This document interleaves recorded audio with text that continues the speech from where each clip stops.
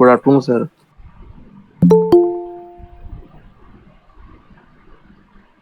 चलो बेटा।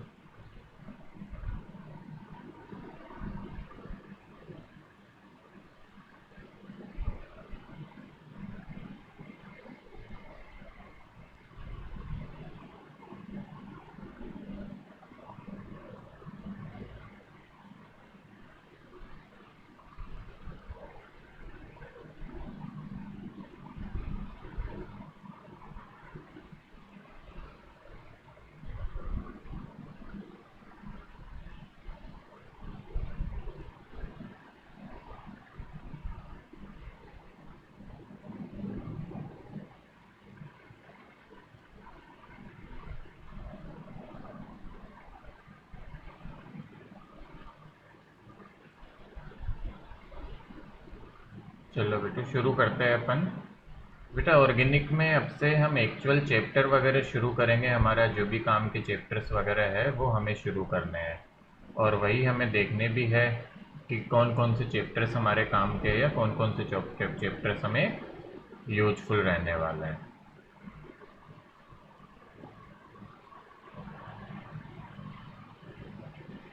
चलिए बेटा।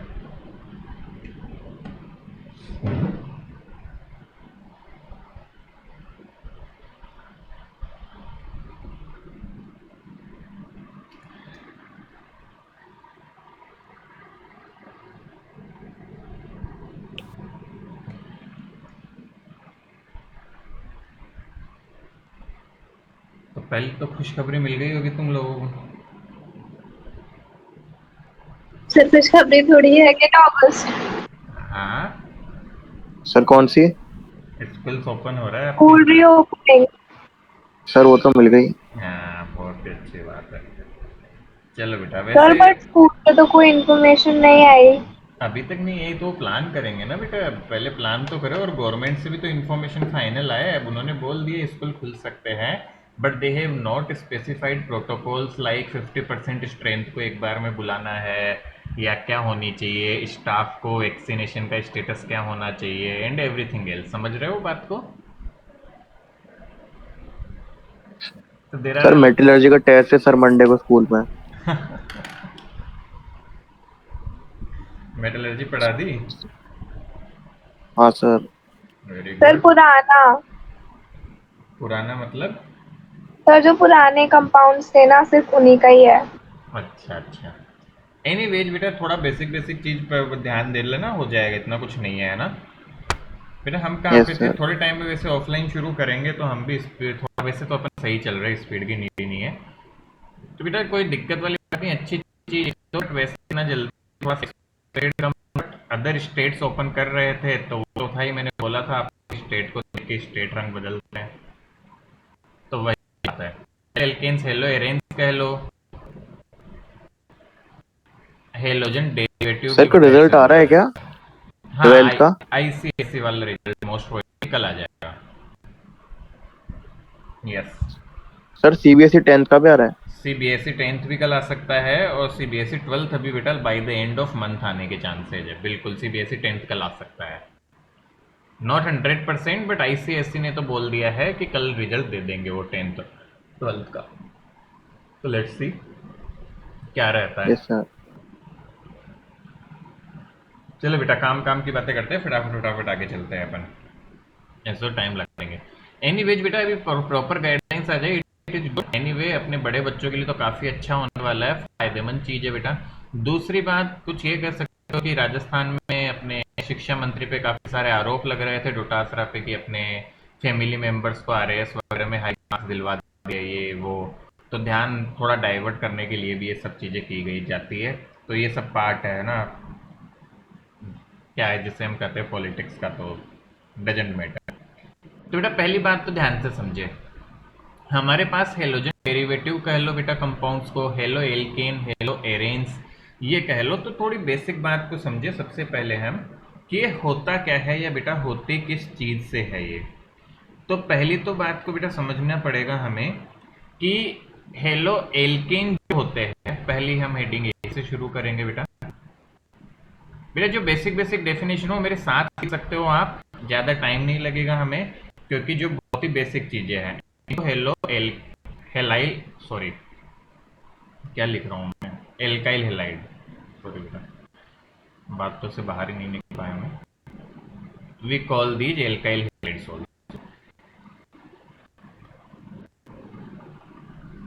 एल्काइल हेलाइड बेटा। व्हाट इज दिस, तो बेटा हम सिंपली कहते हैं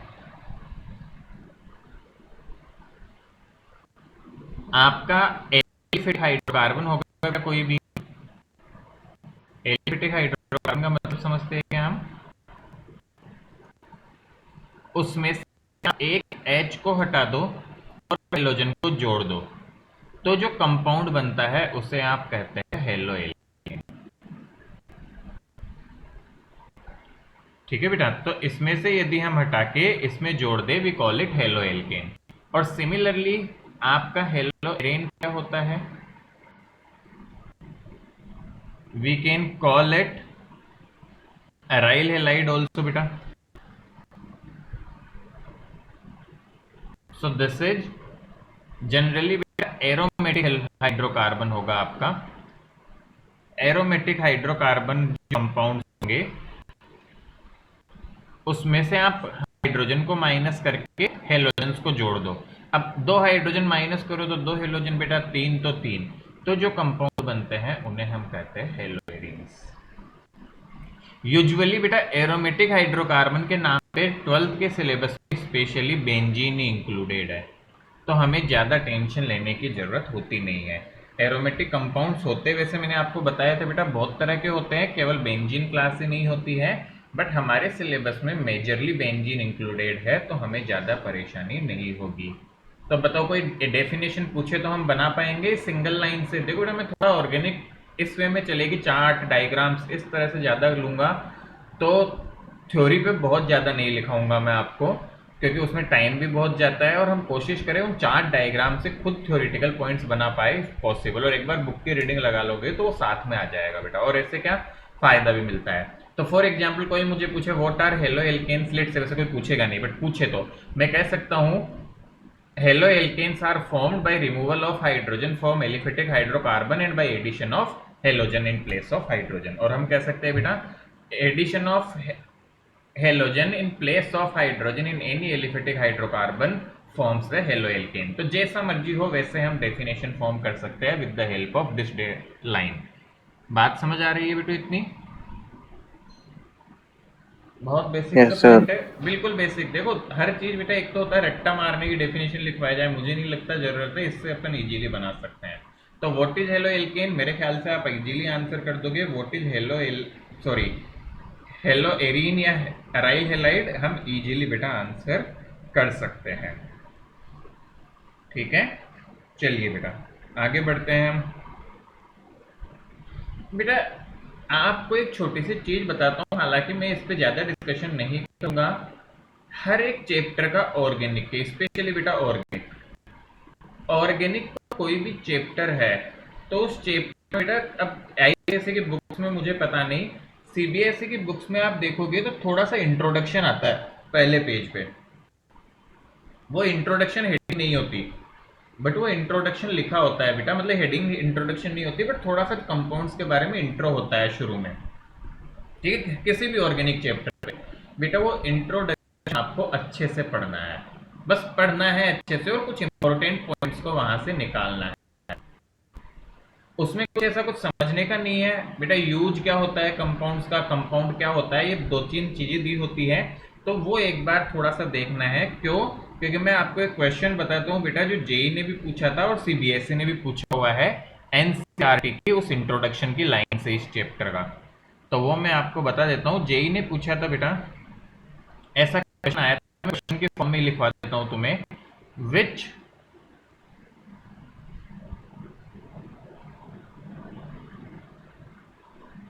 hello derivative is used for treatment of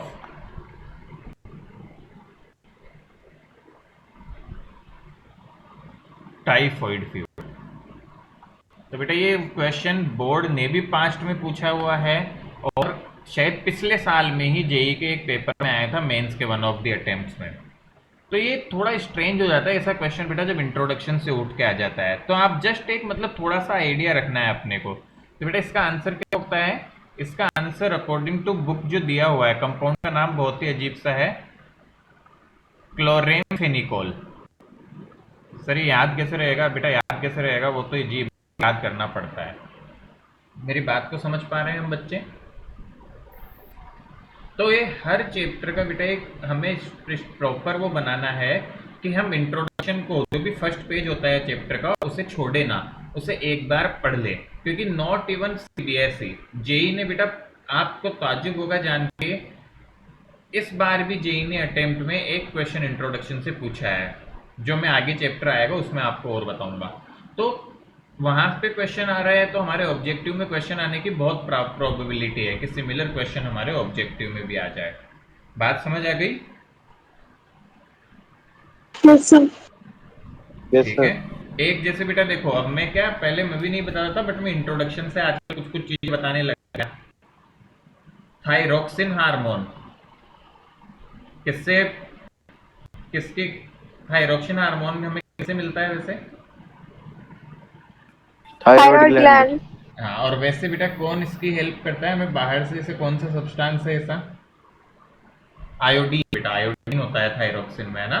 हाँ, तो आयोडीन। आयोडीन की जब कमी यस हो सर। जाती है बेटा, आयोडीन की डेफिशिएंसी तो होती है, थायरोक्सिन कम होता है, तो आयोडीन डेफिशिएंसी से बेटा हमारे पास कौन सी बीमारी हो जाती है? गोइटर। गोइटर। बहुत बढ़िया।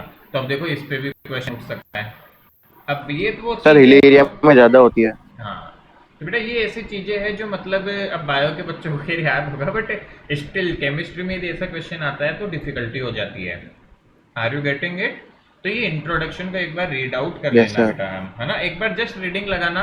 उसमें तुम्हें लगता है बेटा कि ये क्वेश्चन पूछा जा सकता है, उसको अंडरलाइन करके आप चाहे तो अपने नोट्स में भी इंक्लूड कर ले। क्योंकि अब जैसे सब बच्चों को हो सकता है एक आध चीज अलग दी हुई है इंट्रो में, वैसे मैंने एक जो पुरानी पूछी गई है जो मुझे याद है वो मैंने आपको बता दी है। बाकी इससे रिलेटेड कुछ भी आता है और कोई डाउट रहे तो मुझसे पूछना। तो ये आपका काम है, जब भी हम कोई ऑर्गेनिक चैप्टर शुरू करेंगे, चैप्टर का इंट्रोडक्शन फर्स्ट पेज आपको रीड करना है। गुड,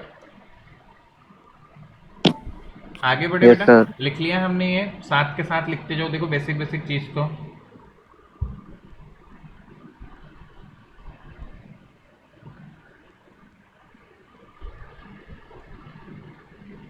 आगे बढ़ा जाए, चलो बेटा, लिख लिया था यस ना तुम सर। लोगों ने? बेटा नेक्स्ट हम पढ़ते हैं। अब मैं एक आपको सीक्वेंस बताता हूँ बेटा, जब भी ऑर्गेनिक केमिस्ट्री हम पढ़ते हैं, just I am writing a basic sequence. सबसे पहले बेटा इंट्रोडक्शन, जो मैंने आपको बता दिया कि आपको खुद को एक लिए एक तरह से पढ़ना है। हाँ, इंपॉर्टेंट पॉइंट जो मुझे रिमेंबर होंगे या मुझे ध्यान में होंगे वो मैं आपको बताया करूंगा बेटा। बुक से ही मैं बताता हूँ बेटा, एनसीईआरटी की बुक को ही देखते हुए फॉलो करते हुए चलते हैं अपन। तो एक हो गया इंट्रोडक्शन सबसे पहला। उसके बाद बेटा हम पढ़ते हैं क्लासिफिकेशन वगैरह, कि क्या क्लासिफिकेशन है कंपाउंड्स का, कितने टाइप के होते हैं। उसके बाद बेटा बिल्कुल बेसिक लेवल पे है अपने 12th में, और मैं आपको बोला था आप खुद से एक बार पढ़ लेना आईयूपीएसी नेमिंग, क्योंकि 12th में हम ये डिटेल नहीं पढ़ा सकते और है भी नहीं इतना। तो उस कंपाउंड की नेमिंग क्या होती है उनकी। उसके बाद बेटा क्लास हमारे यहाँ पे आता है उनकी फिजिकल प्रॉपर्टी, मतलब फॉर्मेशन, ऐसा समझ लो। फिजिकल प्रॉपर्टी से पहले हम बोलते हैं फॉर्मेशन, मतलब वो बनते कैसे हैं। उसके बाद में बेटा आता है हमारे पास में फिजिकल प्रॉपर्टी कंपाउंड्स की। ये हर एक क्लास का पूरा वो हिस्ट्री मतलब वो होगी बेटा, सब में कॉमन चीज फॉलो होगी। उसके बाद में आपके पास में आएगी केमिकल रिएक्शंस या केमिकल प्रॉपर्टी कह लो बेटा सबकी, और उसके बाद में उनकी यूज। तो ये एक ब्रॉड है टॉपिक्स, मतलब हर एक कंपाउंड के बारे में, हर एक क्लास ऑफ कंपाउंड्स के बारे में हमें ये सब पढ़ना होगा। तो स्टेप बाय स्टेप हम ये सारी चीजें पढ़ लेंगे तो वो क्लास मतलब एक तरह से कवर हो जाती है पूरी, और उसके बारे में सारे पॉइंट्स हम इंक्लूड कर लेते हैं। तो इंट्रोडक्शन जैसे कि बेटा हमने बता दिया, तो अब चलते हैं हम next part, that is classification of compounds.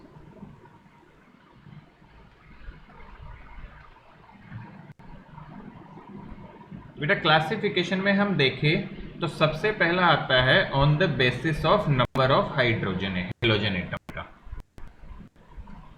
पहला क्लासिफिकेशन होता है on basis of number of halogen. ठीक है बेटा, तो अब ये बहुत बेसिक होती है। एक हेलोजन होगा बेटा, मैं शॉर्ट लिख रहा हूं देखो, तो उसको बोलते हैं मोनो। दो हेलोजन होंगे तो क्या बोलेंगे, डाई। और तीन हेलोजन होंगे तो ट्राई एक्सेट्रा बेटा। तो इस तरह से कंपाउंड चलता है बेटा। और पॉली बोल सकते हैं, इससे ज्यादा हो तो टेट्रा, ऐसा पॉली हेलोजन बोल दो बेटा एक साथ बोले तो। फॉर एग्जाम्पल CH3Cl, इसे कैसे लिखे बेटा, अब इसकी क्लास हेलो की क्लास तो मैं जनरल इसको लिख सकता हूँ मोनो हेलो एल्केन। हालांकि इसका नाम कुछ और होगा, बट हम एक जनरल वो पढ़ रहे हैं अभी, मोनो हेलो एल्केन। इसी तरह जरा देखा CH2Cl2। मिथाइल हाँ, नाम क्लोराइड। तो बेटा बाद में लिखेंगे इसका, मिथाइल क्लोराइड या जो भी नाम है वो सीखेंगे हम लिखना आपका। इसको देखो, इसको क्या लिख सकता हूँ general name, die halo alkane. बात समझ में आ रही है क्या? Yes sir. सिमिलरली इसे देखो,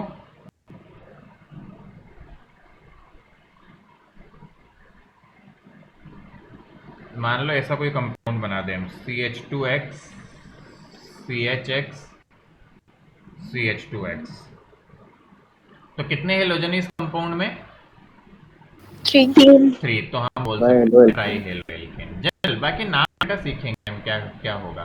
तो ऐसे हम नंबर ऑफ हेलोजन के आधार पे भी उनको बता सकते हैं, 1, 2 और मोर हेलोजन इन द स्ट्रक्चर, उसके बेसिस पे बेटा डिवाइड कर सकते हैं। और देखो, यदि एरीन आ जाए इसी में, तो यदि एक एरीन बेटा लगी हुई है, मान लो X लगा हुआ है, we can call it mono halo arene.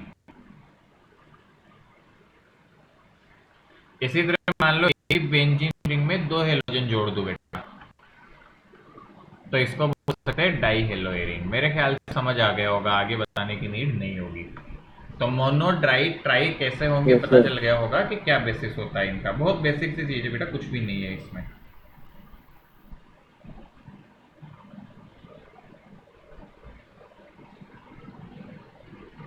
Done. Yes sir. चलो बेटू आगे बढ़ते हैं।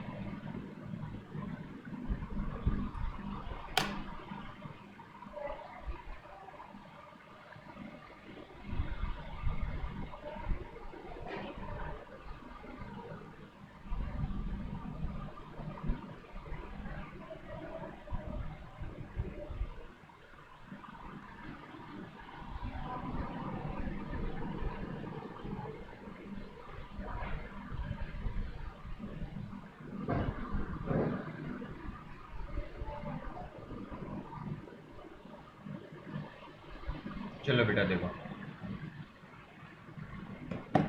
लिख लिया सबने? Is it done? जल्दी जल्दी लिखते जाओ बेटा, देखो टाइम मत लगाओ, फटाफट फटाफट करना है हमें। Yes sir. और देखो बेटा, सेकंड क्लासिफिकेशन,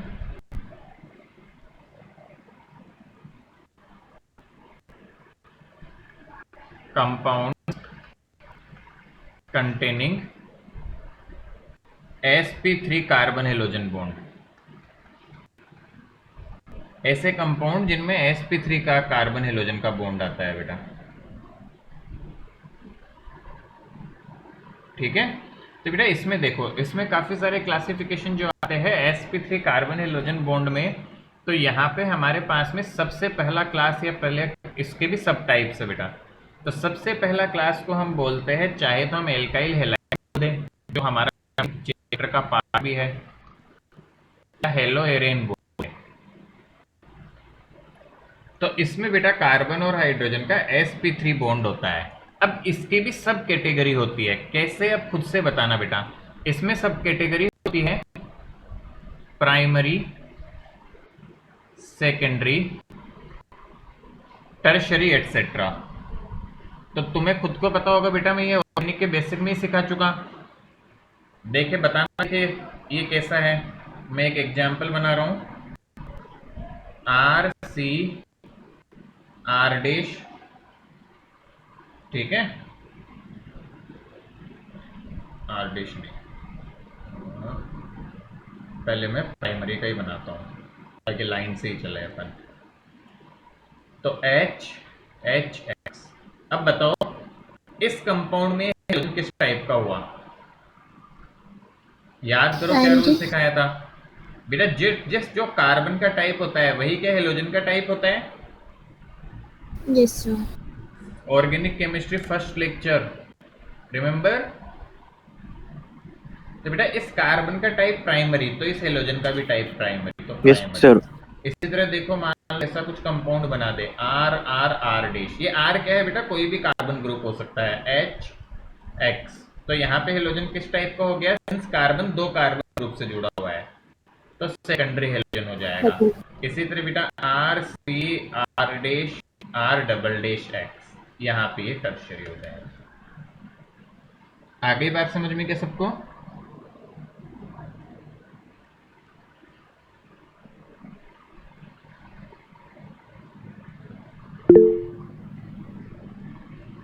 मेरे ख्याल से बेसिक का बेटा याद रखना, अरे कुछ रटना नहीं है, तुम्हें तुरंत देख के पहचान में आना चाहिए, ये कोई रटना थोड़ी स्ट्रक्चर। Yes sir. ध्यान रखो कि प्राइमरी हेलोजन किसे का क्या मतलब, और ये सिखा ही चुके, जब भी प्राइमरी कार्बन से हेलोजन जुड़ा होगा तो प्राइमरी हेलोजन, सेकेंडरी कार्बन से हेलोजन जुड़ा होगा तो सेकेंडरी, और टर्शियरी कार्बन से हेलोजन जुड़ा होगा तो tertiary halogen. This we have already studied. तो बेटा मैंने बताया था तुम्हें कि बेसिक पढ़ने से बहुत फायदा मिलता है। बी क्लास आती है बेटा इसमें allylic,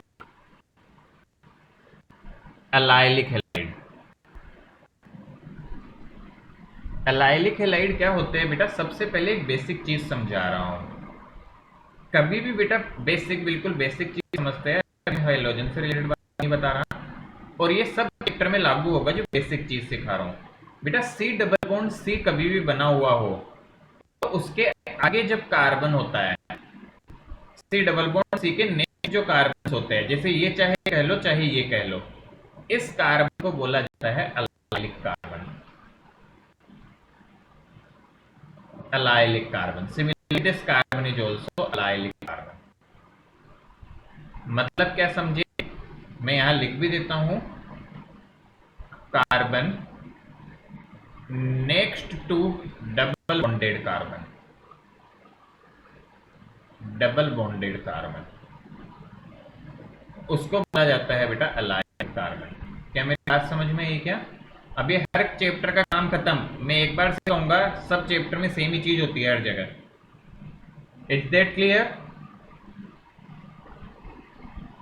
yes sir. Yes sir. तो अलाइलिक कार्बन क्या होगा बेटा, डबल बॉन्ड के जस्ट नेक्स्ट कार्बन, ठीक है।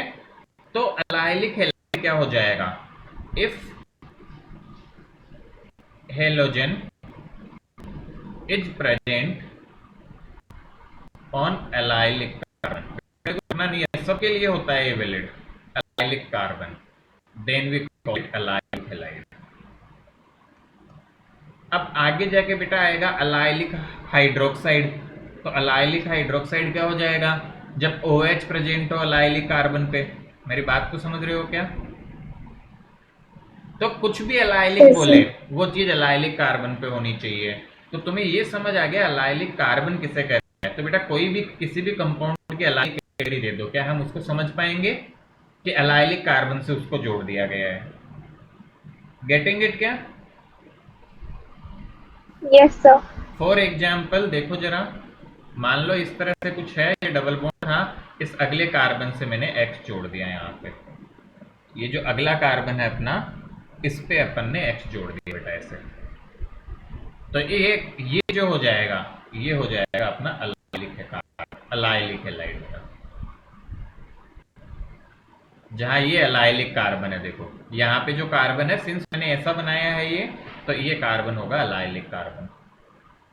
क्लियर।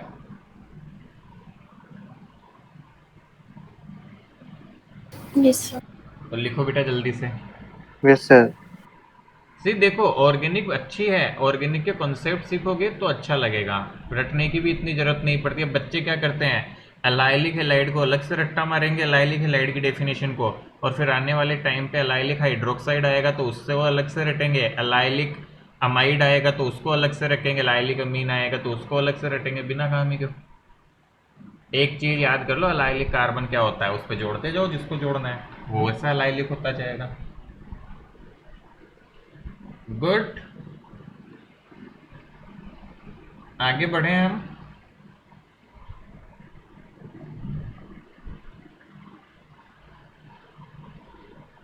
Yes sir.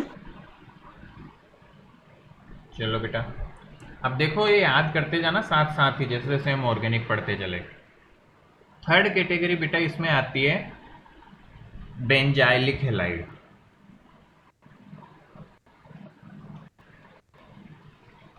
अब जैसा नाम वैसा काम पता ही चल गया होगा बेटा। तो बेंजाइलिक, पहले समझो बेंजाइलिक कार्बन क्या होता है बेटा।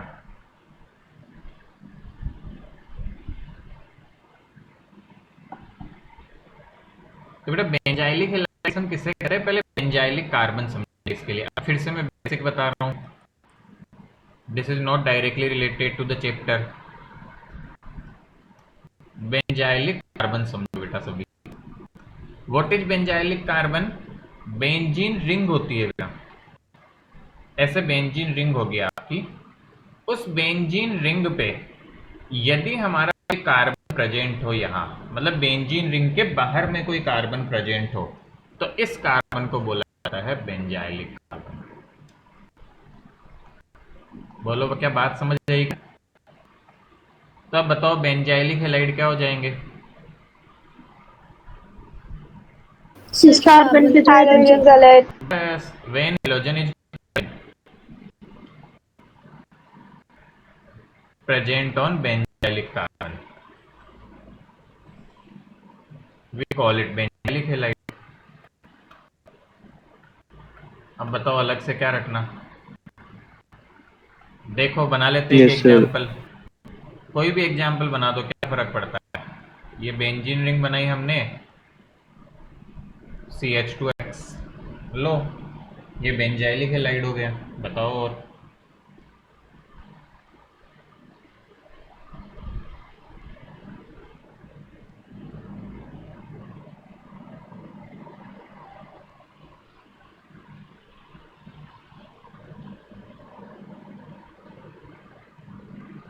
अच्छा, इसमें प्राइमरी सेकेंडरी भी हो सकता है। देखो ये हेलोजन को एक और टाइप बोल सकते हैं, बेंजाइलिक तो है ही, साथ ही और कैसा है ये, बेंजाइलिक होने के साथ प्राइमरी। साथ प्राइमरी। प्राइमरी। तो अब देखो कई बार क्या होता है, वो दिमाग घुमाने के लिए ऐसे क्वेश्चन पूछ दे, give an example primary benzylic halide. कुछ भी आ सकता है, बताओ आ सकता है कि नहीं आ सकता। अब बच्चे कंफ्यूज में पड़ जाएंगे कि यार ये प्राइमरी बेंजाइल को कैसे मिक्स करूं, या मान लो सेकेंडरी पूछ दे। मेरी बातें समझ रही है क्या? अच्छा सेकेंडरी बेंजाइलिक हैलाइड पूछ देते तो क्या करते, क्या यहाँ पे मैं एक और कार्बन लगा देता, कोई भी CH3 कुछ भी एक एच हटा के, यस सर। तो वो सेकेंडरी हो जाता है Yes, sir. कार्बन, तो वो सेकेंडरी और बेंजाइलिक दोनों हो जाता। समझने में आ रहा है ना हमको? यहाँ ये प्राइमरी भी है। तो थोड़ा क्या कॉन्सेप्ट सीखोगे तो रटना नहीं पड़ेगा बेटा इतना। आगे चलूं मैं? Yes sir.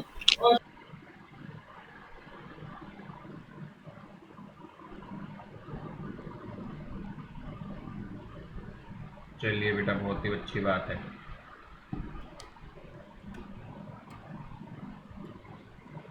आगे चलते हैं। नेक्स्ट बेटा क्लासिफिकेशन आता है हमारे पास में, क्लासिफिकेशन नंबर 3, मतलब मेन कैटेगरी का third classification, compounds containing sp2 carbon halogen bond. ऐसे कंपाउंड्स जिनमें sp2 कार्बन और हेलोजन का बॉन्ड होगा, तो उनको हम क्या बोलते हैं बेटा। इसमें सबसे पहली कैटेगरी आती है विनाइलिक हैलाइड्स।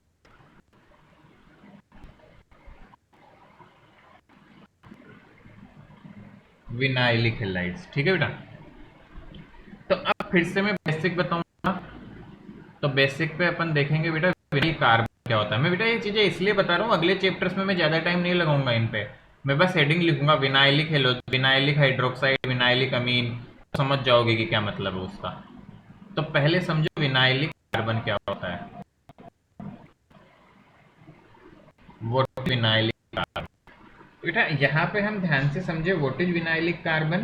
तो बहुत सीधी सी चीज है बेटा, जब भी कार्बन डबल बॉन्ड बनता है तो जो डबल बॉन्ड वाला कार्बन होता है इसी को बोला जाता है विनाइलिक कार्बन।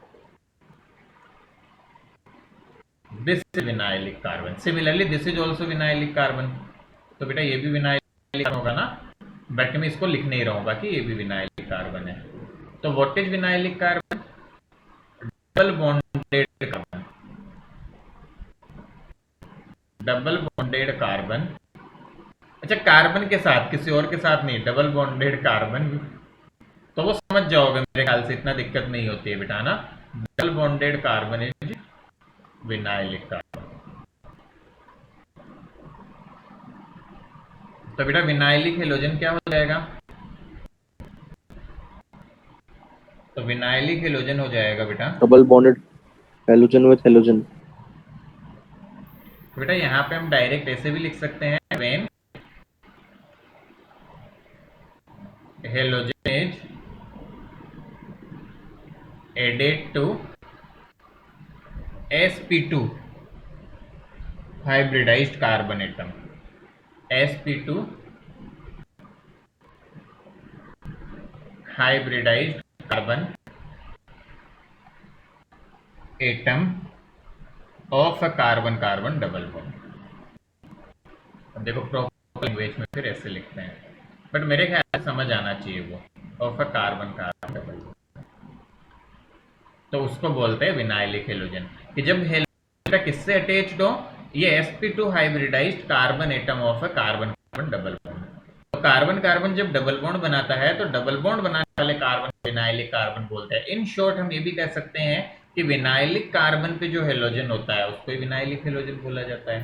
तो एग्जाम्पल कैसे हो जाएगा इसका, जैसे कि हम देना चाहें तो ऐसा दे सकते हैं, C डबल बॉन्ड C और यहाँ से X जोड़ दो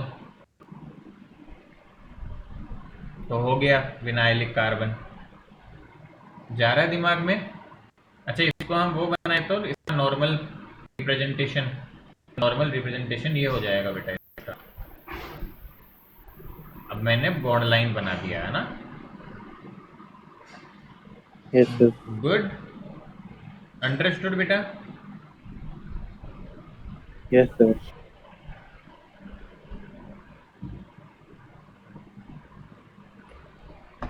और देखो बेटा, इसकी बी कैटेगरी होती है अराइल हेलाइड।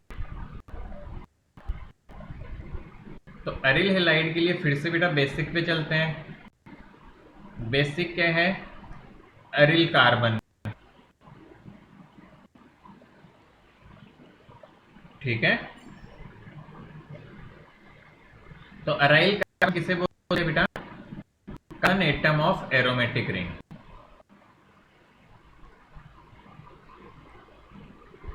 मतलब जो भी कभी एरोमेटिक रिंग होती है ना, एरोमेटिक, ये क्या लिख दिया मैंने,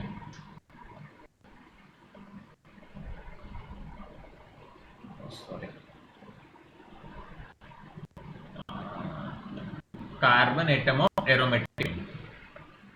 तो आपको पता है बेटा जैसे बेंजीन रिंग का एग्जांपल ले लो, अब इसका हर एक कार्बन के एरोमेटिक कार्बन हो जाएगा, आ रहा है समझ में। तो बस, तो अराइल हेलाइड क्या हो जाएगा बेटा, sorry, halogen is directly bonded to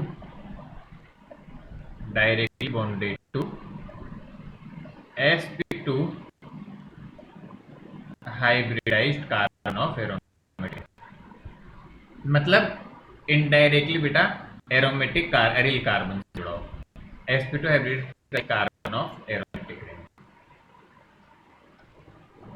उसे बेटू बोलेंगे हम अरिल हेलाइड। अगेन जैसा कि मैंने बताया अपने सिलेबस में बेंजीन आती है बेटा एरोमेटिक के नाम पे, तो बहुत सिंपल सा एक एग्जाम्पल लिख लेते हैं, बेंजीन रिंग पे हेलोजन जुड़ा हुआ।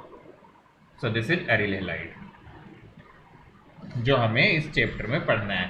तो बेटा हमने बहुत सारी क्लास ऑफ कंपाउंड्स देखे, इस चैप्टर में हमें मेनली एरिल हैलाइड और यहाँ से हमको पढ़ना है एल्काइल हैलाइड। बाकी हमें ज़्यादा डिटेल में नहीं पढ़ना, वैसे डायरेक्टली इनडायरेक्टली वो सब आ जाते हैं उसमें, बट हमें बहुत डिटेल में उन सब चीज़ों को नहीं पढ़ना रहेगा। Got it? तो लिख लो बेटा जल्दी से जरा।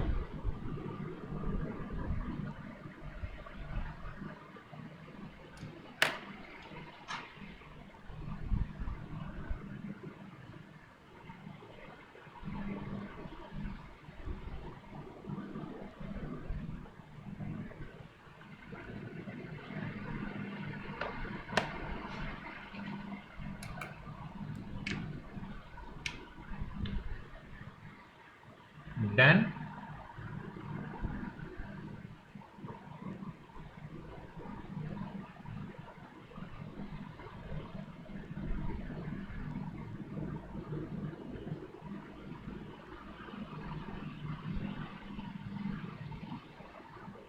Sir, done.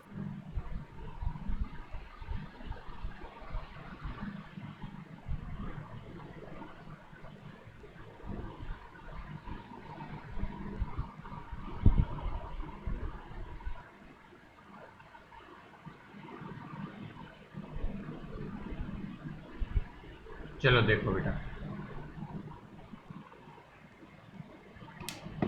अब बेटा देखो नेक्स्ट टॉपिक आता है अपने, इनका क्लासिफिकेशन हमने देख लिया। अब बेटा इनकी नेमिंग के बारे में आता है। अब जैसा कि मैंने बताया था बेटा, नेमिंग में बहुत ज़्यादा टाइम नहीं लगाऊंगा आपके लिए, बट हमें बेसिक थोड़ा सा आइडिया होना चाहिए, है ना, हेलोजेंस की नेमिंग। तो हम बहुत टाइम नहीं लगाएंगे, बेसिक बेसिक बेटा मैं बता दूंगा आपको। तो पहला पॉइंट तो ये समझो कि जो हेलोजन होते हैं वो बेटा, उनको हम जनरली आपका प्रीफिक्स के तौर पे यूज होते हैं बेटा। वो किसके तौर पे यूज होते हैं? प्रीफिक्स के रूप में यूज होते हैं। तो प्रीफिक्स का नाम बेटा पहले लिखा जाता है, प्रीफिक्स के तौर पे यूज होते हैं हेलोजन। और इनके नाम कैसे लिखे जाएंगे मैं बेटा सब कुछ समझा रहा हूँ। हेलोजन का नाम बेटा लिखा जाता है halo, as a prefix, halo word use किया जाता है, ठीक है। कॉमन नेम की बात करें बेटा, तो कॉमन नेम आपका होगा एल्काइल हैलाइड। कैसे मैं बताऊं, मतलब हाइड्रोकार्बन ग्रुप का नाम, उसके आगे हैलाइड का नाम। और आईयूपीएसी नाम की बात करते हैं हम, तो आईयूपीएसी नाम में बेटा पहले प्रीफिक्स वगैरह लिखे जाते हैं, फिर सफिक्स, वो हमें लगभग आइडिया होना चाहिए। तो पहले प्रीफिक्स मतलब हेलन वगैरह का नाम आएगा, फिर सफिक्स आएगा, मतलब पूरा मेन नाम आएगा। इसी तरह बेटा यदि एरोमेटिक की मैं बात करूं, मैं कुछ एग्जांपल्स लूंगा, आपको क्लियर हो जाएगा, चिंता मत करो हम, ठीक है। तो एरोमेटिक के हम नाम लेते हैं, एरोमेटिक कह लो बेंजीन वालों की। तो बेटा कॉमन नाम जो होते हैं वो आपके उसी तरह अच्छा, इसमें कॉमन नाम और आईयूपीएसी नाम में केवल ऑर्थो मेटा पैरा पोजीशन का फर्क होता है बेटा, बाकी कोई खास फर्क नहीं होता। इन कॉमन नेम मैं केवल इतना लिख देता हूँ बेटा, कॉमन नेम इनका लिखा जाता है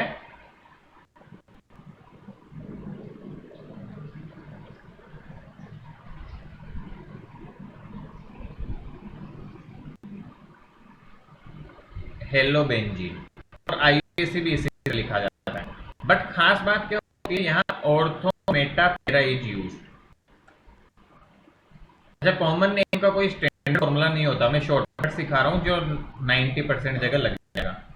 और आईयूपीएसी में क्या होता है, आईयूपीएसी में भी इनका नाम तो इस तरह लिखा जाता है हेलो बेंजीन, बट पोजीशन से स्पेसिफाई करते हैं बेटा 1, 2, 3 etcetera are used for positions.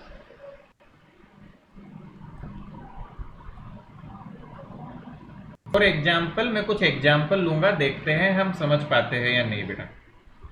बिल्कुल बेसिक बेसिक एग्जाम्पल लेंगे, देखना ढंग से।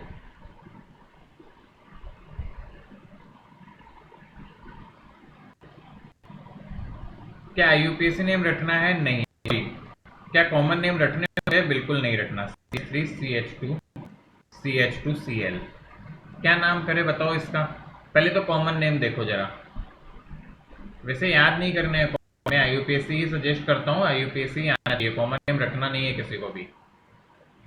एल्काइल हेलाइड, 3 कार्बन वाले को क्या सर बोलते हैं? एग्जाम में सर कॉमन नेम देते हैं सर रिएक्शंस में तो। हाँ, अब बेटा कुछ कुछ आते हैं बट इतना ज्यादा नहीं, वो तो पहचान में आ जाता है, लिखते हैं तब।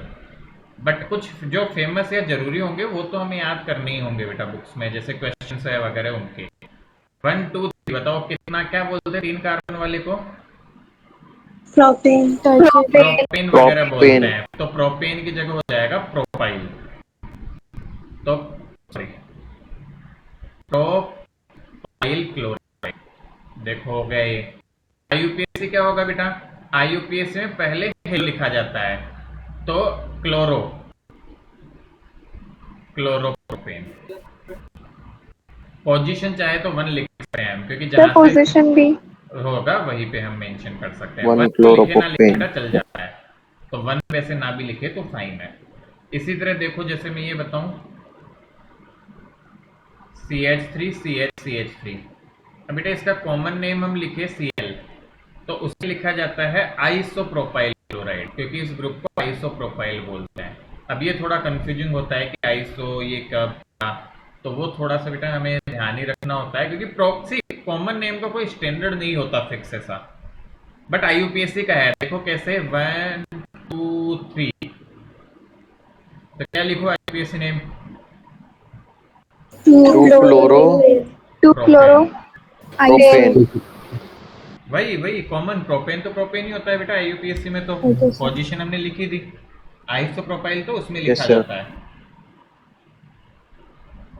और देखो नाम, अब देखो कुछ और नाम। अब बेटा हमें IUPAC पे फोकस करना है, मैं 1 2 नाम और लिख रहा हूँ, उनके नाम तुम लिखो IUPAC में, देखते हैं लिख पाते हो क्या।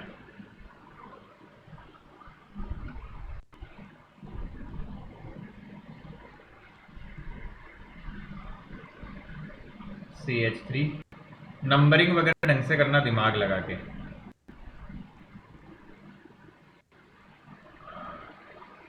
CH2Br, देखते हैं नंबरिंग वगैरह थोड़ा ढंग से करनी है। Let's see.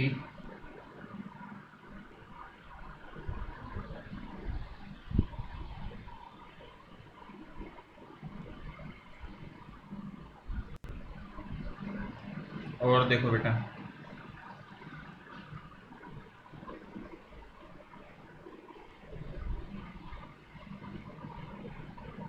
Sir bromo 2 ethyl propane.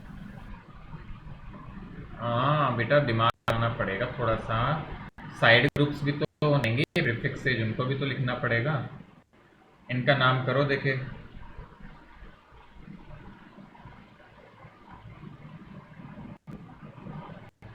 CHCl3, इन सब के IUPAC, केवल IUPAC लिख दो।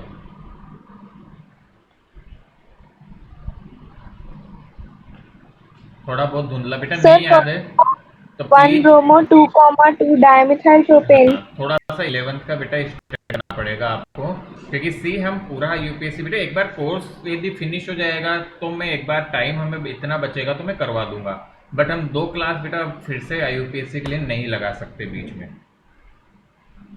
तो ये आपको समझना ही पड़ेगा। हालांकि बाद में मैं करवा दूंगा, तो तुम्हें ऐसा लग रहा है कि सर बिल्कुल ही नहीं पता, तो दैट्स फाइन, कोशिश करो पढ़ लो, क्योंकि बेसिक चीज़ें बेटा रूल्स याद करने हैं, और बाद में भले मैं करवा दूंगा, नो इश्यूज एट ऑल। बताओ क्या बनेगा बेटा, यहाँ से नंबरिंग शुरू कर दे, 1 2 3, कैसे भी कर लो, हर जगह 3 जा रहा है, यहाँ 3 लिख क्लोरो लो। इथीन। तो बेटा ब्रोमीन और मिथाइल, इसको बेटा मिथाइल बोलता है फिर, तो मिथाइल और ब्रोमीन में से कौन पहले आता है? IUPAC में ब्रोमीन ही ब्रोमीन। आता है, तो नाम बेटे कैसे यस लिखा सर। जाएगा? 1 ब्रोमो 2,2 डाइमिथाइल। सर इसको प्लस करके सर इथाइल नहीं लिख सकते? नहीं बेटा, 2,2 डाइमिथाइल प्रोपेन ऐसे नहीं लिखते बेटा, ऐसे 2 है तो दोनों ग्रुप को लिखा जाता है। थोड़ा दिमाग लगा। Yes sir. देखो इसका नाम कैसे होगा, 1 2, तो इसके नेमिंग में बेटा क्या आ जाएगा, पहले क्लोरो लिखते क्लोरो हैं, इथीन। क्लोरो। अब ए की जगह डबल बॉन्ड है तो उसकी पोजीशन को लिखने की जरूरत नहीं होती, नहीं तो हम चाहे तो एथ 1 इन लिख सकते हैं बेटा, 1 क्लोरो इथीन। इसी तरह इसका नाम कैसे होगा, तो बेटा 3 क्लोरीन है और फर्स्ट पोजीशन पे ही है, तो फर्स्ट पोजीशन लिखो तो लिखो 1,1,1 ट्राई क्लोरो, या डायरेक्ट लिख सकते हो फर्स्ट पोजीशन, जैसा मैंने बताया लिखने की जरूरत नहीं होती है, ट्राई क्लोरो। एक कार्बन वाले को बोलते हैं बेटा मीथेन, मीथेन। तो ट्राइक्लोरोमीथेन का नाम है ट्राइक्लोरोमीथेन। क्लोरोफॉर्म भी बोलते हैं इसे, याद है क्या, किस काम आता है, कॉमन नेम इसका क्लोरोफॉर्म है, याद रखना ये। What is the use of chloroform, हे भगवान, सर फिल्म इंडस्ट्री। आज तो बेटा हो गया, पहले इसका यूज एज ए, आप क्या बोलते हो उसको, मुझे तो वर्ड याद नहीं आ रहा, बेहोश करने की दवा होती है ना, पेंट करने के लिए। नहीं नहीं, तुमने वो पुरानी पिक्चर्स में देखा है, वो किसी को बेहोश करने के लिए यस रुमाल में वो सर। थोड़ी सी दवाई लेते थे और फिर मतलब वो सर मुक्के लगा देते सर हैं और रुमाल मतलब, में सुमा देते हैं। हाँ तो वो होता है, अभी वो एक प्रॉपर वर्ड होता है इसके लिए, एनिस्थेशिया सर शायद ना, क्या हुआ, सर लास्ट का ट्राइक्लोरोमिथाइल होगा। नहीं बेटा मिथेन, मिथेन ही होगा ना, आईयूपीएसी नेम तो मिथेन ही होता है इसका। सर पर एल्केन की तो क्लोरोफॉर्म सर CnH2n+2 होता है ना। आइडेंटिफिकेशन में भी काम आता है। क्या, अरे बेटा CH4 के 3 हाइड्रोजन हटा के जुड़ा हुआ है, देखो 3 हाइड्रोजन हटा के 3 क्लोरीन जोड़ दिए, तो CH4 मिथेन ही तो होता है, नहीं समझ आया, अरे बेटा ये मिथेन इथेन वगैरह कार्बन के नंबर देखते हैं, यहाँ कितने कार्बन का नंबर, एक, तो मिथेन, यदि यही में ये कंपाउंड होता देखो ढंग से CH3 CH2Cl, तो इसका नाम होता क्लोरीथेन, ठीक है, या यहाँ पे 3 कार्बन होता तो ट्राइक्लोरीथेन हो जाता वो, ठीक है। Yes sir. हाँ, अब यार देखो ये चीज तुम्हें सीखनी पड़ेगी, थोड़ा सा पढ़ो, वैसे तो मैंने इतना किया, और बुक में क्वेश्चंस है, सबसे अच्छी बात है अपनी बुक्स में कुछ क्वेश्चंस है, यदि बेटा आईसीएसई में नहीं हो तो एनसीईआरटी में है, तो आप एक बार उन क्वेश्चंस को 3-4 को कर लोगे तो वापस प्रैक्टिस में आ जाएगा, उतना ही नीड होता है, बुक से ही आता है ये वाला पोर्शन, ये पोर्शन बाहर से नहीं जाता, डोंट वरी, क्योंकि वो भी नहीं चाहते कि आपको जाए, बाकी जाए तो भी हम कर सकते हैं वैसे, क्योंकि नाम में कुछ तो लग ही जाता है तुक्का, और ऑब्जेक्टिव में तो नाम कभी गलत होने का सवाल ही नहीं है, क्योंकि पोजीशन वगैरह लगा के तुक्का भिड़ा के भिड़ा ही देते हैं बच्चे, करेक्ट। आपको कंपाउंड देंगे और 4 ऑप्शन देंगे तो कोई भी सही कर देगा, नेम आई थिंक, और फिर भी गलत कर दे तो क्या बताऊं मैं, आ रही है बात समझ में, यस यस सर। सर। चलो आगे बढ़ते हैं बेटा, और देखो जरा बेंजीन वाला देख लेते हैं, मान लो यहाँ Br जुड़ा हुआ है, तो बेटा अब इसमें ऑर्थो मेटा कुछ भी नहीं है, केवल एक ही है, तो उसके लिए पोजीशन होती ही नहीं है, तो इसका कॉमन ब्रोमो बेंजीन, और आईयूपीए भी हो जाएगा ब्रोमो बेंजीन, देखिए चेंज करते हैं,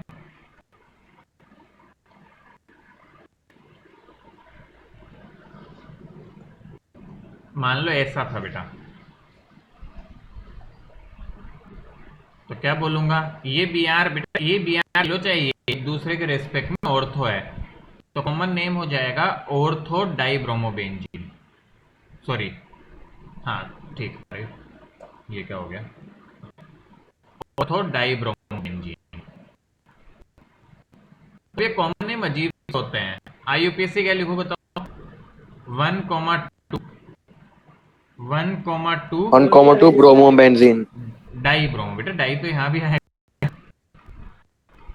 डाई ब्रोमो 2 है ना ब्रोमीन, यस सर डाइब्रोमोबेंजीन। तो इस तरह से नाम लिखे जाते हैं, चलो बताओ इस नाम क्या लिखूं, अब आईयूपीएसी लिखाना केवल दिमाग लगे तो, ClCl3,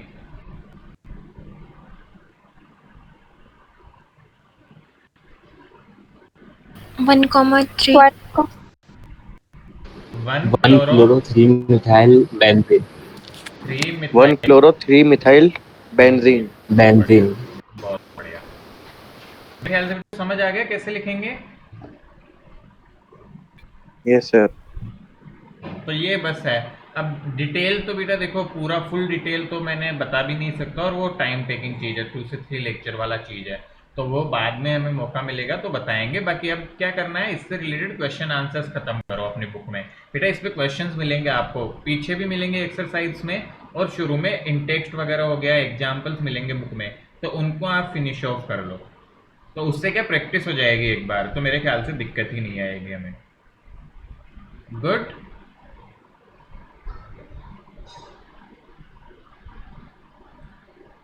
इज दैट कूल? आगे बढ़ूँ मैं?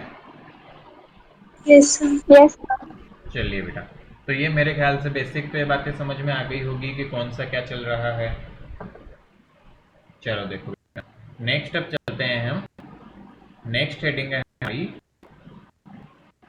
Nature of C X bond, कि कार्बन और हेलोजन बॉन्ड का नेचर क्या होता है, मतलब वो बॉन्ड कैसा होता है नेचर में, पोलर होता है, नॉन पोलर होता है, या किस तरह से होता है बेटा।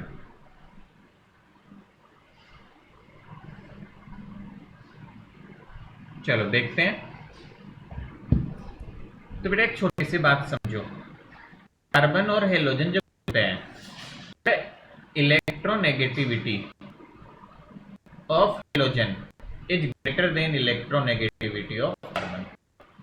तो क्या होगा इससे, क्या हेलोजन जो होंगे वो थोड़ा सा इलेक्ट्रॉन खींच के रखेंगे कि नहीं? तो हेलोजन पे Yes, बेटा यस सर। हल्का yes, sir. नेगेटिव चार्ज, और कार्बन पे हल्का पॉजिटिव चार्ज रहेगा। तो इस तरह से कार्बन हाइड्रोजन का जो नेचर होता है बेटा, वो आपका पार्शियल पॉजिटिव और पार्शियल नेगेटिव होता है, और पोलर कंपाउंड बनते हैं बेटा ये। ठीक है, तो कार्बन हेलोजन बॉन्ड क्या होता है, पोलराइज होता है बेटा। तो carbon and halogen bond C X bond is polar in nature. तो ये कुछ इसकी वजह क्या है, तो इसका कारण ये है। बात समझ आ रही है हमको? Is that good? Yes, sir. अच्छा यस बेटा सर। एक बात बताओ, कार्बन और एक्स का जो बॉन्डिंग होगी वो किसका बॉन्ड स्ट्रॉन्ग होगा, जब कार्बन फ्लोरीन का होगा कि कार्बन आयोडीन का होगा? खुद से सोच के देखो। पहला ऑर्डर तो बॉन्ड लेंथ का लिखेंगे अपन। तो बेटा C F, C C L, C B R और सी आई, किसकी बॉन्ड लेंथ सबसे ज्यादा होगी बताओ? कॉमन सेंस, बिल्कुल कॉमन सेंस का क्वेश्चन पूछा है, बताओ जरा। अरे कार्बन तो कॉमन ही है, तो क्या जिसकी साइज बड़ी उसकी बॉन्ड लेंथ बड़ी? Yes, sir. बेटा कॉमन सेंस ना, iodine. जिसकी साइज बड़ी उसकी बॉन्ड लेंथ बड़ी। ऐसा क्यों यस हुआ? सर। रीजन इसका साइज ऑर्डर, आयोडीन की साइज ज्यादा है किससे, ब्रोमीन से, ब्रोमीन की ज्यादा है क्लोरीन से, क्लोरीन की ब्रोमीन से। तो जिसकी साइज बड़ी हो बॉन्ड भी बड़ा बनाएगा, कॉमन सेंस की बात है भाई। तुम दो मोटे मोटे लोगों को यदि एक साथ खड़ा करोगे तो ज्यादा जगह घेरेंगे दो पतले लोगों की बजाय। कॉमन सेंस है कि नहीं? आता है Yes, sir. समझ? तो यस बेटा सर। ये बॉन्ड लेंथ का ऑर्डर हो गया। बॉन्ड स्ट्रेंथ का ऑर्डर क्या होगा सोच जरा। Sir, उल्टा इसका. हाँ, बॉन्ड स्ट्रेंथ का ऑर्डर इसका उल्टा होता है। अब इसका लॉजिक क्या है बताओ।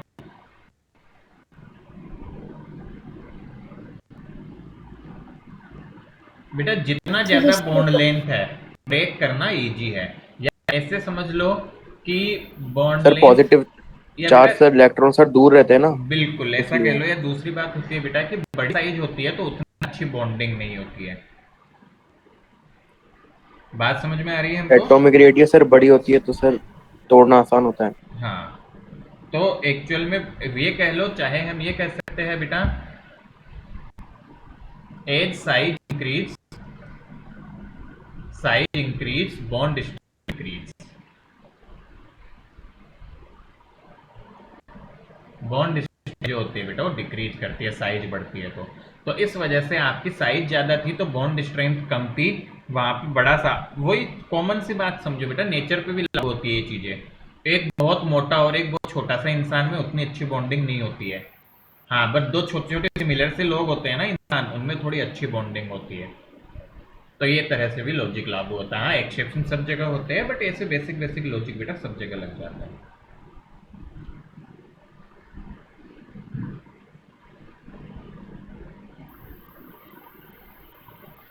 गुड। Yes, sir. तो लिखो बेटा इसको, ये इम्पोर्टेंट है, बहुत Yes, sir. काम आएगा बेटा, दोनों चीज याद रखे आप। और ये भी पोलर होता है नेचर, ये भी याद रखे। इनके रीजन वगैरह सब कुछ याद रखना है। और देखो ऑब्जेक्टिव के लिए तो कितने क्वेश्चन बनते हैं, आप रेंज ऑर्डर करवा लेंगे, आपको दो का कंपैरिजन पूछ लेंगे, which of the bond length of out of CCl और CBr is large, bond which is the strong bond between CCl CBr या CI, the nature of C X bond is polar non polar फलाना डिमाका। चार option कुछ भी बना सकते हैं, गलत तो कुछ भी ऑप्शन बन सकता है, सही ऑप्शन एक पोलर डाल दो उसमें।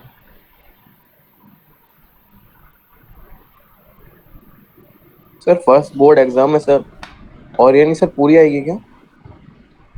बेटा अभी कुछ डिसाइड ही नहीं हुआ एक्चुअल में ना, अभी कुछ आने तो ओके दो सर। बोर्ड की तरफ से। वो क्या, बोर्ड अभी शायद रिजल्ट प्रिपरेशन में बिजी है, तो उसके बाद ही कुछ आएगा मे बी, मतलब इस मंथ के बाद में ही। Okay sir. बट हमें कोई टेंशन नहीं है, हम तो हमारा पढ़ रहे हैं तो दिमाग लगाने की ज़रूरत ही नहीं है कि क्या आने वाला है क्या नहीं आने वाला ना।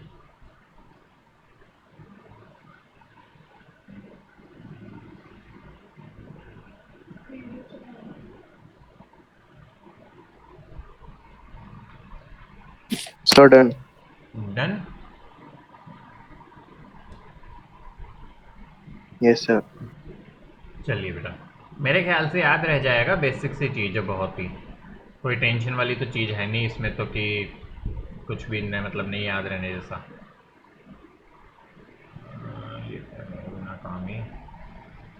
चलिए फिर आगे बढ़ाते हैं कहानी को बेटो।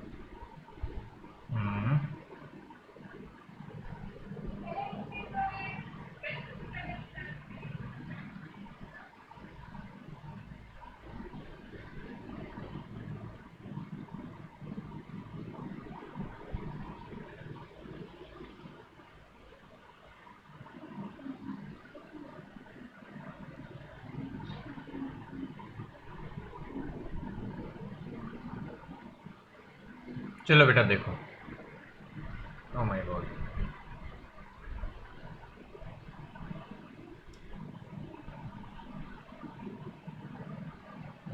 अपने पास में मेथड ऑफ प्रिपरेशन में एल्कीन है, फ्री रेडिकल भी दिया हुआ है, बहुत बढ़िया, कोई बात नहीं।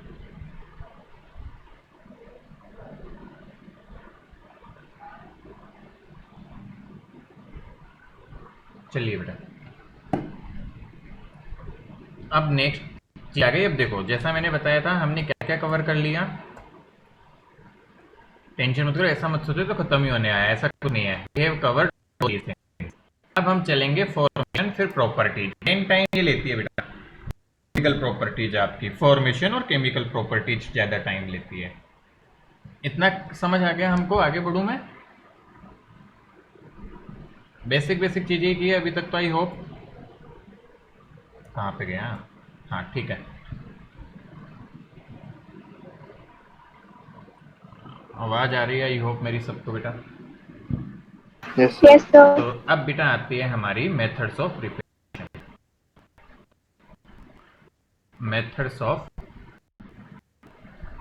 प्रिपरेशन, तो पहले बेटा हम पढ़ेंगे एल्केन्स,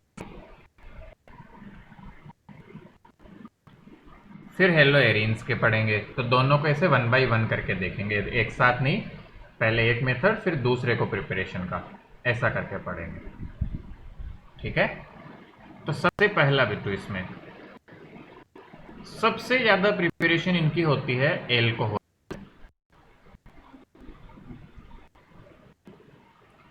बेटा एल्कोहल सबसे ब्रॉड प्रिपरेशन और सबसे ज़्यादा प्रिपरेशन आपके पास में हेलोजेंस की होती है एल्कोहल के साथ में। ये सबसे इंपॉर्टेंट चीज है।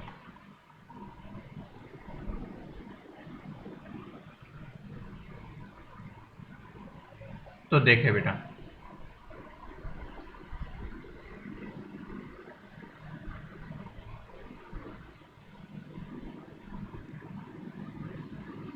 हाँ, तो बेटा मैं कुछ रिएक्शन लिख रहा हूं जो हमें ध्यान देनी है और उसको फिर हम से इंपॉर्टेंट पॉइंट्स लिखेंगे। RO ये बेटा जनरल रिएजेंट है, मतलब सब रिएक्शन का एक पार्ट ये है। इसके रिएक्शन बेटा ऑर्गेनिक की रिएक्शन ऐसे ही लिखी जाती हैं। अब मैं एक साथ लिख रहा हूँ इसलिए ऐसे लिख रहा हूँ। इसकी रिएक्शन जब HCl प्लस अनहाइड्रस JCl2 करवाते हैं, इसका मतलब होता है बेटा, ये क्या लिखा ANHY जब लिखा होता है उसका मतलब होता है anhydrous ANHY, this implies anhydrous ZnCl। इस रिएजेंट को बेटा, ये रिएजेंट्स लिख रहे हैं हम, इसको बोला जाता है लुका रिएजेंट। याद रखना है नाम, याद रखने की कई सारी चीजें हैं। तो जब बेटा ये प्रोसेस होती है तो आपका कंपाउंड बनता है RClH। बहुत सिंपल चीज है, आपका OH बेटा सब रिएक्शन हटेगा और उसकी जगह हेलोजन जुड़ेगा, एज सिंपल एज दैट, और साइड प्रोडक्ट्स बनेंगे। तो पहली प्रायोरिटी तो सभी रिएक्शन में ये होनी चाहिए कि रिएजेंट ध्यान में रहे और Cl बनेगा, ये ध्यान में रहे बेटा। इसका एक और नाम होता है ग्रूज प्रोसेस। ये बुक में नाम नहीं गिवन है, बट इस पे 5 टाइम पे क्वेश्चन पूछा गया है ग्रूज प्रोसेस क्या है, तो इसलिए हमें याद होना चाहिए ये। ठीक है बेटा, तो ये फर्स्ट रिएक्शन हो गई। सेकंड रिएक्शन देखो, NaBr प्लस H2SO4। तो NaBr और H2SO4 हम ले ले तो बेटा देखो Na और Br, तो यहां से R बन जाएगा प्लस H2O। अगेन आपका साइड में H2O आ जाएगा बाहर। बात समझ में आ रही है क्या? अब साइड प्रोडक्ट जो बचा वो साइड प्रोडक्ट बना दो, बट उसको कोई मतलब नहीं है, याद रखे तो भी ठीक है। NHSO4 आएगा साइड में, आपको दिख रहा होगा, बच गए वो मिलके अलग बनाएंगे, but that is of not requirement बेटा, उसकी कोई जरूरत नहीं होती है हमें। तीसरी रिएक्शन देखो, PX3 ROH की रिएक्शन करवाई जाती है बेटा PX3 के साथ में। अब कई बच्चों को होता है इसको बनाए कैसे सर, प्रोडक्ट कैसे बनाए, इसका कैसे याद रखें, तो अब मैं ट्रिक बताने जा रहा हूं, ध्यान से सुनना बेटा। हम सारे प्रोडक्ट्स के लिए वैसे ट्रिक लग जाएगी, यहाँ पे सिखा रहा हूं, देखना बेटा। ROH को तोड़ो, R प्लस OH माइनस। अब ये तो सिंपल समझ आ रहा है, HCl में से Cl, इसमें से Br। PX3 को तोड़ो, कैसे टूटेगा बताओ? क्या phosphorus 3 plus plus CX minus, बहुत टूटेगा कि नहीं? अरे हेलोजन तो माइनस ही होता है ना। यस सर, ऐसे यस सर। अब बेटा देखो, इसके प्लस को इसके से मिला दो और इसके माइनस से मिला दो। बेटा कॉमन सेंस लगाओ कि ये एक तो एक एक्स से रिएक्शन करेगा, तो क्या ROH मुझे 3 लेने पड़ेंगे इस रिएक्शन को करवाने के लिए, इस थर्ड वाली रिएक्शन के लिए। हम एक साथ लिख रहे हैं, बट क्या 3 लेने पड़ेंगे क्या बैलेंसिंग करूं तो? बोला आ रहा है समझ में? Yes sir. तो Yes, क्या sir. बना देखो, क्या RH बन जाएगा 3 टाइम्स, प्लस जो बच गया उनको मिला दो, तो बेटा एक P बचा हुआ है P3 प्लस और OH, तो P के साथ में 3 OH, POH थ्राइस। अब बेटा बट इस तरह से कंपाउंड फॉस्फोरस को इस कंपाउंड में एक अलग में दिखाते हैं, that is known as H3PO3। इसे लिखने का अलग तरीका होता है। हाँ, ये समझने के लिए POH3 है, बट इसको लिखा ऐसे जाता है H3PO3। सर क्या डिफरेंस है? डिफरेंस है बेटा बॉन्डिंग वगैरह का डिफरेंस है, वो जब ब्लॉक कंपाउंड्स पढ़ेंगे तब इस पे ज्यादा बात करेंगे आगे, थोड़ा समझे? Yes sir. और देखिए बेटा PCl5 जब रिएक्शन होती है, अब PCl5 की रिएक्शन थोड़ी अजीब होती है, उसमें आपके 3 वीन नहीं बनते या 5 नहीं बनते हैं। इस रिएक्शन में आप RCl ही बनता है प्लस HCl प्लस POCl3, ये एक्स्ट्रा कंपाउंड बनता है इस रिएक्शन में, इसलिए हमारे पास में कुछ अलग से नहीं आता है यहाँ पे बेटा। तो ये थोड़ा स्ट्रेंज है, ये थोड़ा अलग से ही ध्यान रखना होता है। मैं स्टार मार्क कर रहा हूँ, मतलब अलग से ध्यान रखना है। Star do not implies important here, इसका मतलब है अलग से ध्यान रखना है इसे। Last and final reaction pyridine HCl। तो बेटा ये रिएक्शन जो होती है इसमें RCl बनता है प्लस SO2 बनती है plus HCl, and this reaction is known as Darzens process.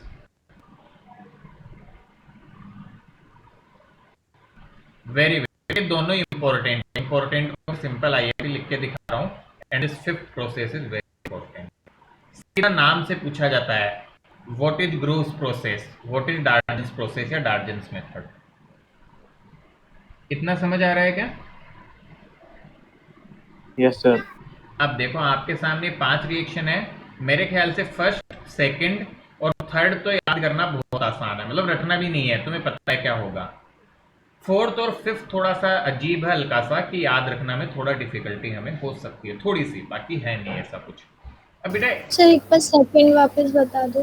बेटा सेकंड रिएक्शन देखो, चाहे सेकंड को जैसे तुम तो समझो ROH कैसे टूटेगा, तुम सेकंड को करना चाहते हो तो देखो मैं बताऊं, R plus OH minus Na कैसे टूटेगा, Na प्लस Br माइनस। तो बेटा तुम तो हेलोजन तो बना ही दो पहले, तो RBr। अब बेटा NaOH जो है ये एसिड बनेगा, और हमने H2SO4 लिया हुआ है तो एसिड बनने नहीं देगा। क्या होगा बताओ, एसिड H2SO4 से रिएक्शन होगी तो क्या सॉल्ट वाटर बनेगा प्लस सॉल्ट बनेगा? Yes sir. Yes sir. चाहो तो लिख लो, वैसे मेरा कोई मूड नहीं था, बट ठीक है कंप्लीशन के लिए लिख लो, ये बनेगा साथ में। आ गया समझ में?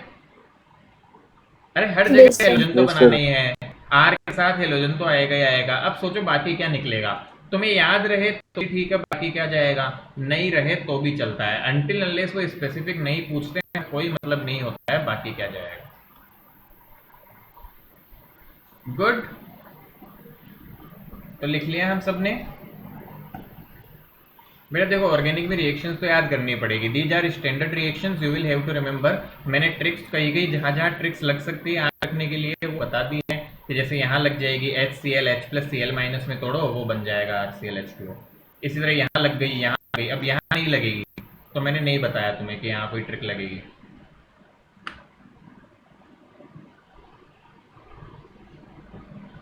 लिख ली?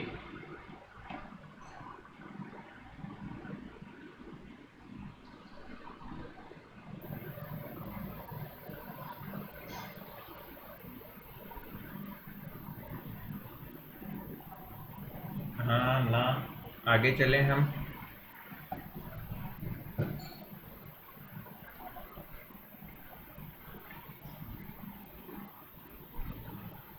जल्दी जल्दी लिखो।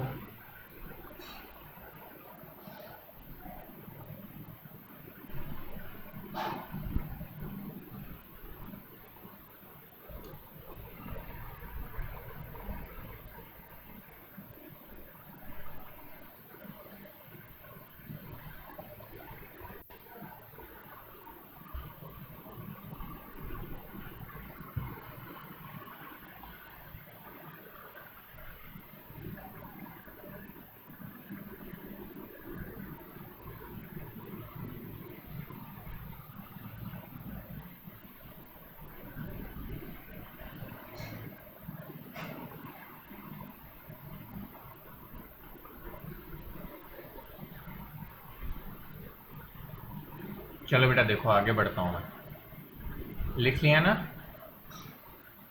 Yes sir. कुछ इंपॉर्टेंट के बारे में जो आप रखने हैं, जहां से हर बार क्वेश्चन बना है बेटा।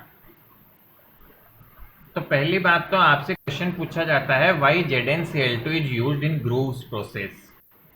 तो बेटा मैं लिख देता हूं, this question was asked in JEE also. In grooves method, ZnCl2 is used weakens the COH bond. To weaken the COH bond. मतलब ROH मतलब R में कार्बन तो होता है बेटा, एक्चुअल में तो कार्बन OH का ही बॉन्ड है ये, सो COH बॉन्ड। ये बेटा इंपॉर्टेंट आता है। और सबसे इंपॉर्टेंट बात, in case of tertiary alcohol then Cl2 is not required। पूरा बकायदा इसी जो मैंने ये लाइन लिखी है सेम टू सेम लाइन पे जेई ने क्वेश्चन पूछा है exact. Why ZnCl2 is used and ZnCl2 is not required for tertiary alcohols। ठीक है। Note number 2, reactive order of halogen acids। HI greater than H and this is greater than HCl। Third note,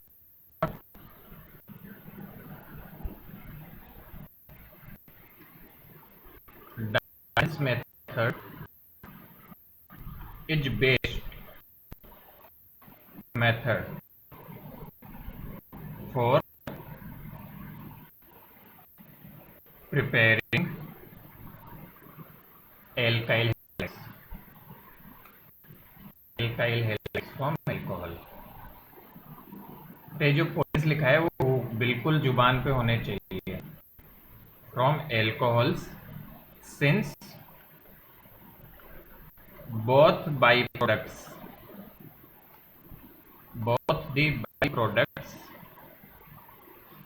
कौन कौन थे, SO2 and HCl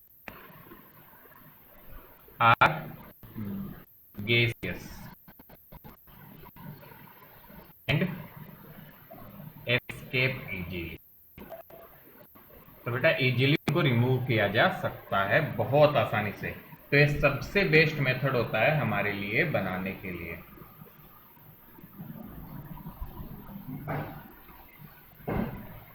समझ आया क्या ये? तीनों पॉइंट्स क्लियर हैं हमें? Yes sir. तो ध्यान रखना है आपसे क्वेश्चन, ये क्वेश्चन जो वेरी फेवरेट क्वेश्चन बेटा थर्ड पॉइंट है, सीधा सीधा क्वेश्चन आता है why Darzens method is preferred for preparing alkyl halide, मतलब एल्काइल हैलाइड्स। सीधा क्वेश्चन आता है 1 मार्क 2 मार्क्स में। तो उसका आंसर आपके सामने है। सीधा क्वेश्चन बेटा इस पे भी पूछ लिया गया है। तो ये भी मैंने बता दिया है कि ग्रूव्स मेथड ये एक्चुअल में पूछा हुआ है बेटा। मुझे लगता है कि ये कभी भी बोर्ड भी पूछ सकता है। हालांकि बोर्ड ने डायरेक्टली नहीं पूछा है हमसे, मेंस ने पूछा था, प्रीवियस टू प्रीवियस ईयर शायद पूछा गया था। तो उस केस में क्या मुझे लगता है कि ऐसे क्वेश्चंस बन सकते हैं जो एनसीईआरटी बेस्ड ही है, बट कॉम्पिटिटिव ने भी पूछे, वो भी हमसे पूछे जा सकते हैं। तो इसलिए मैंने आपको साथ में ये बता दिया है। गुड।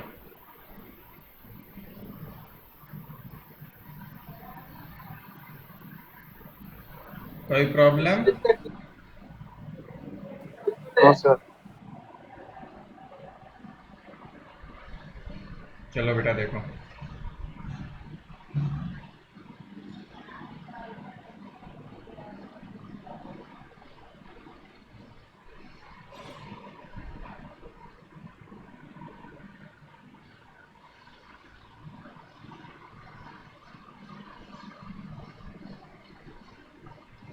अच्छा तो ये हो गया बेटा हमारे पास। एक क्वेश्चन तुम्हारे लिए है, देखते हैं बुक से तुम देखते हो बेटा।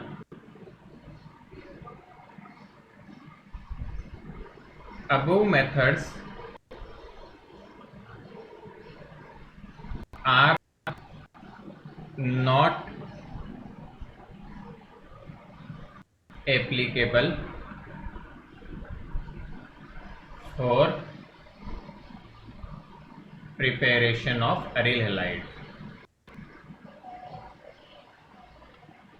अरिल हैलाइड बुक पढ़ मिलेगा बेटा मोस्ट प्रोबेबल, और नहीं मिला तो मैं कल बताऊंगा, अगले लेक्चर में बताऊंगा आपको। मेथड्स, मतलब अबो मेथड्स का मतलब ये जितने भी मेथड हमने सीखे यहाँ are not applicable for preparation of aryl halides why. इसका आंसर देना है तुम्हें, ठीक है। ये मैं आपके लिए छोड़ रहा हूँ, आंसर के लिए अगली बार बताऊंगा। मैं देखता हूँ तुम थोड़ा सा बुक पढ़ते हो, इससे पता भी चलेगा कि हल्की सी रीडिंग मारी या नहीं मारी हमने बुक की। ठीक है बेटू, आगे बढ़े हम। सर आज मैथ्स की क्लास है क्या? हाँ बेटा है ना, क्यों नहीं है, सर ने मना किया था क्या?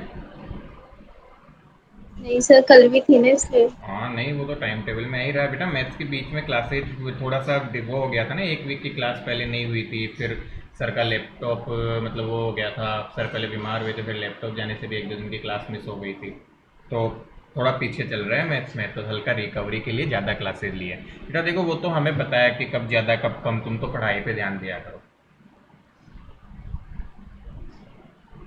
तो 3-4 क्लास पे फोकस मत किया करो, ज़रूरत पड़ेगी उसके हिसाब से क्लास कम ज़्यादा हो जाएगी। बढ़े आगे बेटा। यस। चलो दूसरा आता है बेटा free radical halogenation. Second formation reaction आती है फ्री रेडिकल हेलोजिनेशन।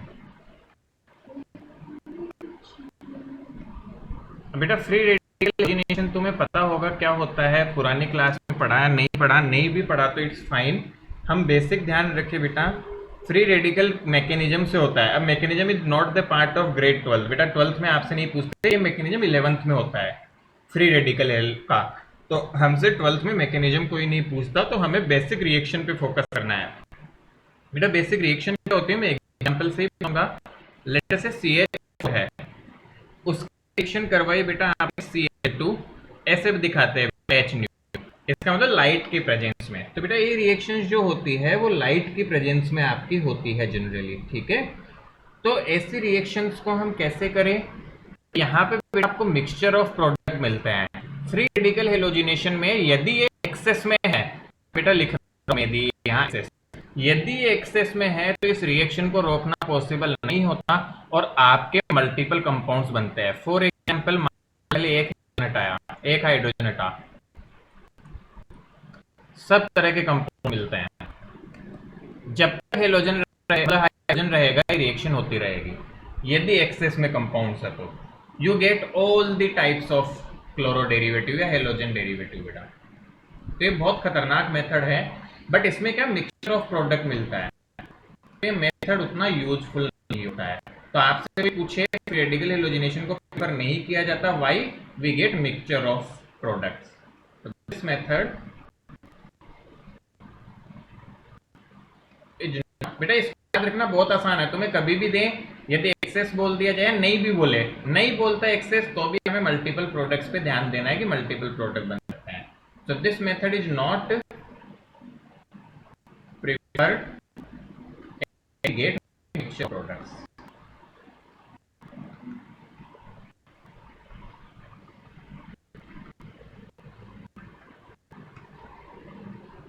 आ रहा है समझ में? Yes, sir. चलो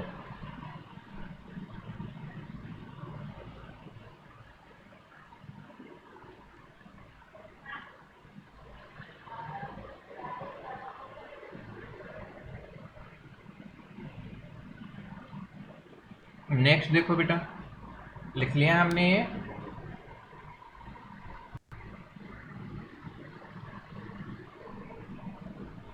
यस। चलिए बहुत बढ़िया। नेक्स्ट कैटेगरी ऑफ रिएक्शन देखते हैं बेटा, हेलोजन एक्सचेंज। थर्ड कैटेगरी आती है हेलोजन एक्सचेंज, ठीक है। हेलोजन एक्सचेंज में बेटा सबसे पहली, नाम से समझ में आ रहा होता है, हेलोजन का इंटरचेंज होता है। सबसे पहली रिएक्शन इसमें आती है हमारे पास में फिंक्लस्टाइन रिएक्शन।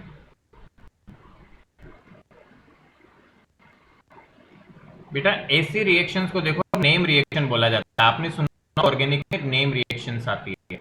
नेम रिएक्शन क्या होती है? जिसका कोई फेमस नेम होता है साइंटिस्ट के नाम पे या कुछ और वजह से। तो बेटा ऐसी फिंकलस्टाइन रिएक्शन मतलब ये किसी के नाम पे रिएक्शन है। So this type of reaction is known as name reaction. Name reactions बहुत ज्यादा है पेपर में, तो उनको तो अलग से ही याद रखना पड़ता है। नेम जितनी नेम रिएक्शन आएगी सबको बहुत अच्छे से याद करना है। तो व्हाट इज फिंकलस्टाइन रिएक्शन? ये रिएक्शन होती है बेटा RX, जहां पे X क्या क्या हो सकता है? Cl और Br।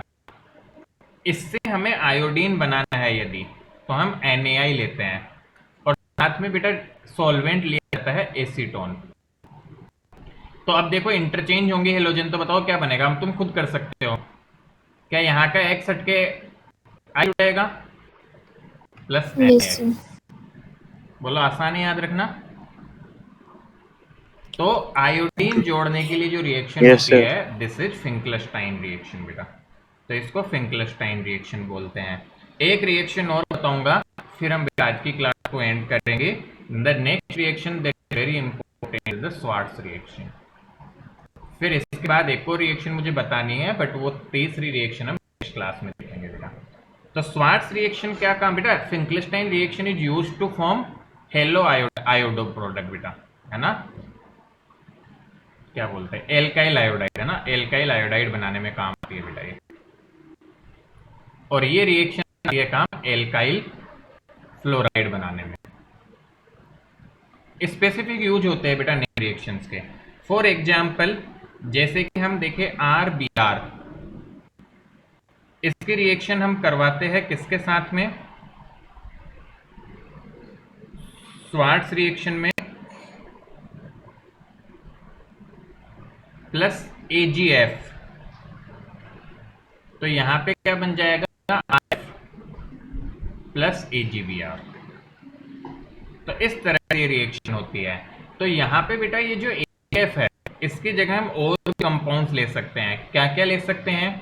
चाहे AgF ले ले, चाहे HgF2 ले ले, चाहे COF2 ले ले, मतलब ये और है, मतलब है ना, और COF2, या फिर हम ले ले SbF3। तो ये रिएक्शन हो जाती है। यहाँ पे कंपाउंड बदलेगा बट मेन प्रोडक्ट हमें ये मिलेगा। तो ये ध्यान में रखना है हमें। और कौन कौन ये रिएक्शन करवा सकता है ये याद रह जाए तो बहुत बढ़िया है। तो स्पेसिफिक दो रिएक्शन, एक आती है आयोडीन के, एक है फ्लोराइड बनाने के। तो हेलोजन एक्सचेंज रिएक्शंस हम इनको बोलते हैं। यहाँ तक बातें समझ आई हमको? देखो बहुत टफ नहीं है, थोड़ा थोड़ा बेसिक से चलोगे और थोड़ा चीज़ें याद रखोगे तो आसान लगेगी, इतना कोई दिक्कत नहीं लगेगा। और सब कुछ उसी वे में करवा रहा हूँ कि पूरा मतलब हर एक चीज़ हम कवर कर ले और बहुत अच्छे से, चाहे जहाँ जरूरत पड़ रही है। I am using the question format कि हम क्वेश्चन आंसर के फॉर्मेट में याद कर ले क्या क्वेश्चन बन सकता है, तो वो सारा हम फॉलो करते हुए चल रहे हैं। तो अब आज का काम क्या हुआ इसका? बेटा इस चैप्टर को जितना पढ़ाया है उतना एक बार रीड कर लेना बुक से, जितना तक हमने कवर किया है। तो एक बार रीडिंग कर लोगे, आपको लग सकता है कि सर बीच में कुछ एक चीज़ें आपने छोड़ी हैं, डोंट वरी, वो आएगी टाइम आने पे। एक दो रिएक्शन तुम्हें लग सकती है कि मिस कर दी होगी, तो वो आ जाएगी समय आने पे। बाकी ICSE वाले बच्चों को जैसे लगे तो मुझे सेंड भी कर देना, क्योंकि बेटा आपकी बुक का मुझे आइडिया नहीं है ना। बाकी रिएक्शन सिलेबस के अकॉर्डिंग सब कुछ सेम है, एवरीथिंग इज सेम। एक एक रिएक्शन सेम रिपीट है NCERT और ICSE के सिलेबस में। But if there is anything been given in the book you just send me that. तो इतना बेटा याद करो, पढ़ो तो चैप्टर आसान जाएगा, कोई दिक्कत नहीं आएगी। All right. बाकी बच्चे बेटा मैथ्स की क्लास टाइम पे ज्वाइन करें। Thank you. Thank you sir. Sir अभी तक तो इजी लग रहा है चैप्टर।